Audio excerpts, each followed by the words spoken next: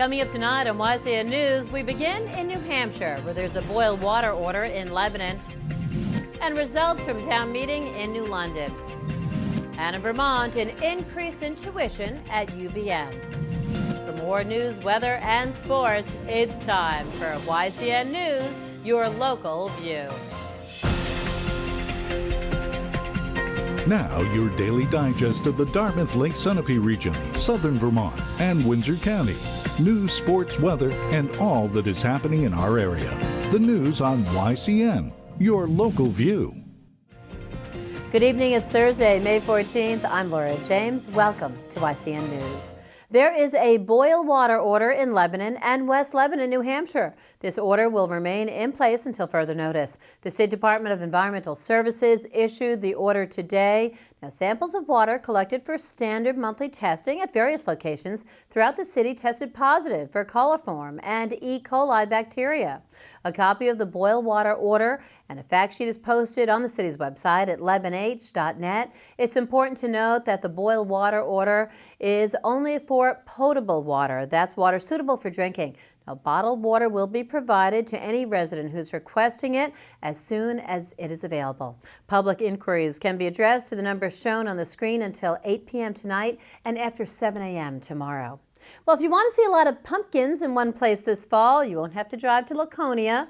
You can head to Claremont instead. City councilors in Claremont last night agreed to give moral support to organizers of the New England Pumpkin Festival. Details of the festival in West Central New Hampshire will be finalized between now and early fall. October 17th is the date of the festival. Members of the grassroots Claremont Citizens Group moved ahead with planning a pumpkin and fall celebration on their own after not being able to woo the 25th annual Keene Pumpkin Festival from Keene to Claremont. Keene City Councilors did not renew the Pumpkin Festival permit, forcing its planners to find another location.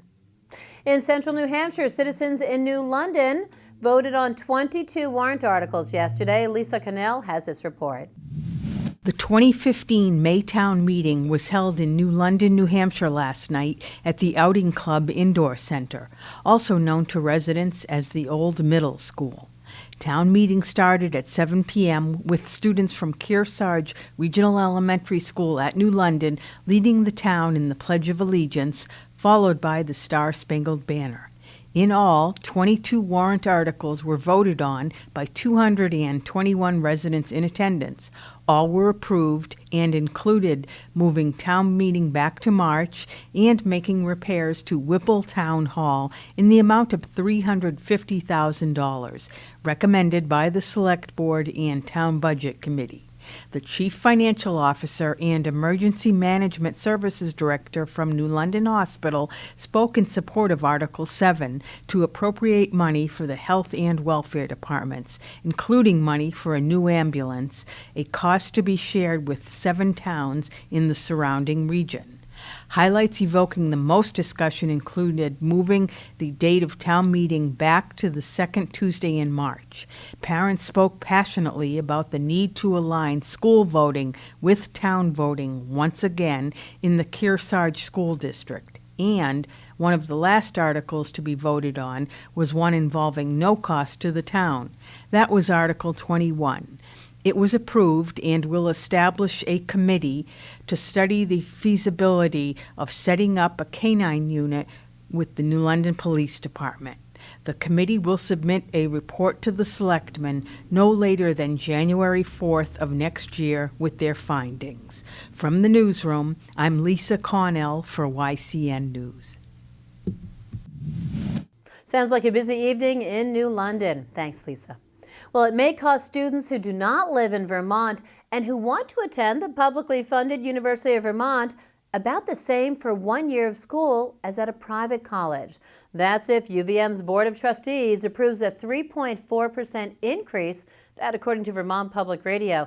If tuition fees are raised for the 2015-2016 school year, in-state students will pay $27,918, while out-of-state students will pay $50,310.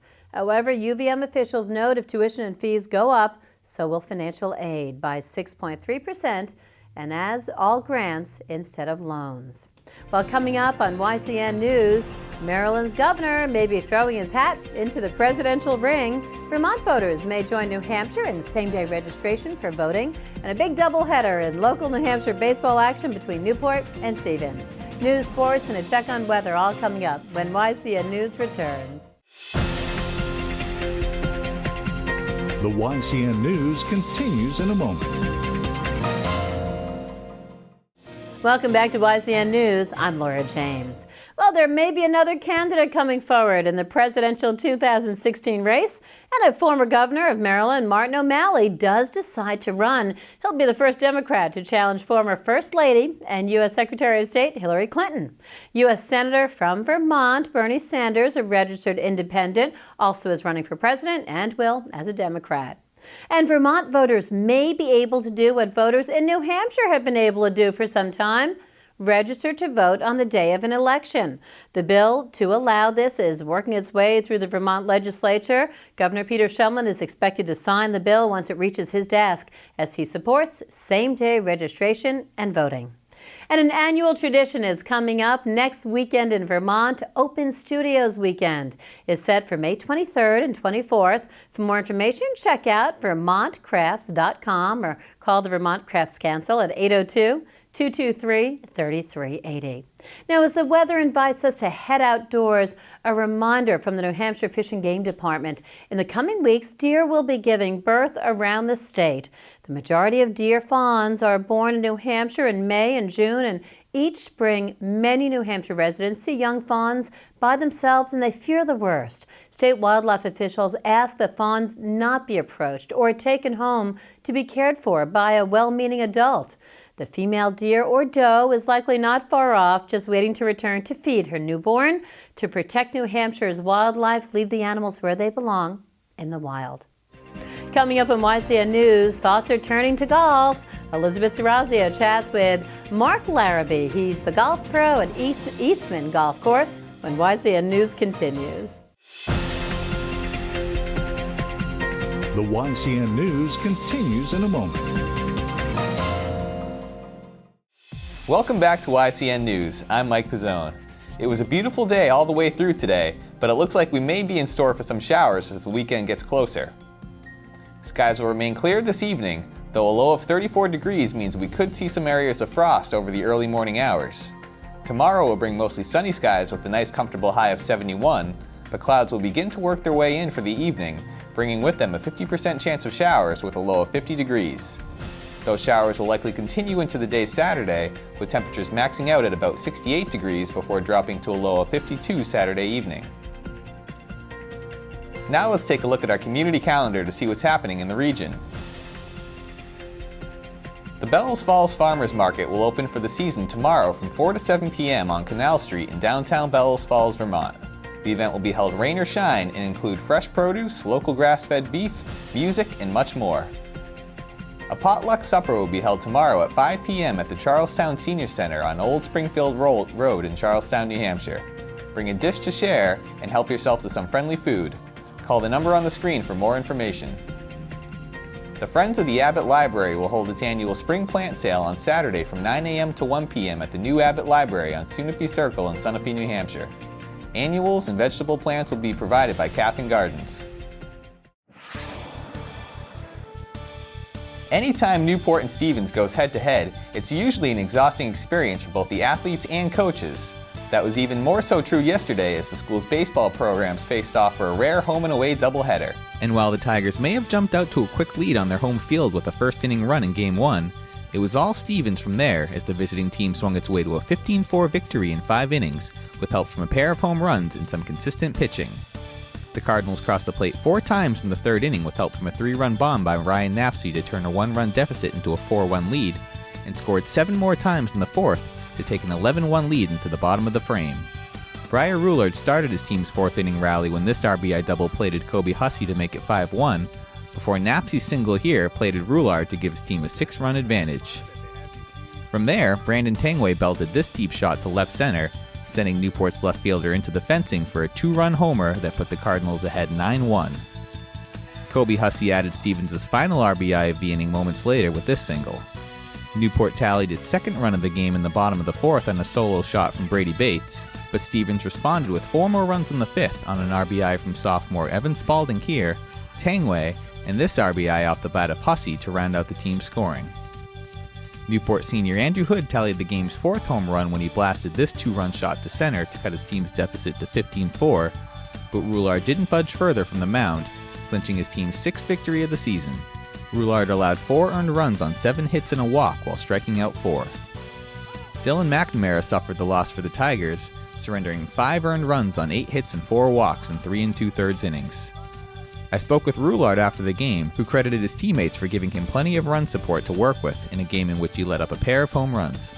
It definitely helps when we have a 12-run cushion to work with. I mean, I can let up a couple balls going right down the middle, and great hitters taking me to the river, but it feels good, knowing that I don't have to do it all out here and that we do have sticks that will be hitting the ball and we will be getting runs. It's nice. I also got the chance to speak with Stevens coach Paul Silva, who touched on the rivalry between the two schools and his team's success at the plate. Anytime you play Newport, they're fired up to play us, and we were fired up to play them. And I'll be honest with you, I didn't expect that we would, hit the ball like that. I was hoping that we'd get back to getting some base hits. We struggled a little bit in the last couple of games, but I liked our approach at the plate today. I thought we were a little anxious in the first inning or two, and then we stayed back, made them throw some more pitches, started to get the ball where we wanted to hit it. And we did a lot of work this week. I got to take my hat off to them. We had 4 games last week. I was going to give them a day off. They wanted to come in and do soft toss and tee work. I think that's a great thing. I think it paid off today. We were on top of the ball. So they like the game. They want to come in and practice anytime. Silva also credited Roulard, who's the team's primary catcher, for pitching the Cardinals to a big win coming off a loss to Bo last Friday. He understands how to set hitters up being a catcher, and he's been lights out for us all year. I mean, he's saved us. We needed that win at Mascoma. We need to get back on track here today.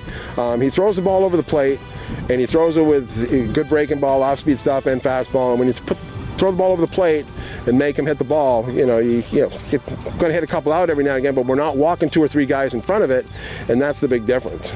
Game 2, on the other hand, was all Newport as ace pitcher Andrew Hood surrendered just 2 unearned runs in the 7th inning to help clinch a 4-2 victory in an even split on the day. Hood struck out an impressive 15 batters and helped his cause from the plate when his 2-run single in the 5th put the Tigers ahead 2-0. Chase Hussey pitched well for Stevens, allowing 1 earned run on 3 hits and a walk while striking out 12. Newport is now 6-4 in the season, and the Cardinals are 6-5. The Sunapee baseball team won its 2nd game in as many days yesterday, improving to 8-3 on the season behind some strong hitting from a pair of freshmen. First-year players Cade Robinson and Nick Ducharme each swung their way on base twice for the Lakers, while Will Austin earned the win from the mound with 4 strikeouts in 4 innings. Sunapee will be back in action tomorrow when it hosts Newt. Senior Haley Wood had a hand in all 4 of her team's runs, lifting Windsor softball to a hard-fought win over Fairhaven yesterday. Wood belted a 2-run homer and scored twice on a pair of passed balls, while Ashley Bly earned the win from the circle behind 5 strikeouts in a complete game effort.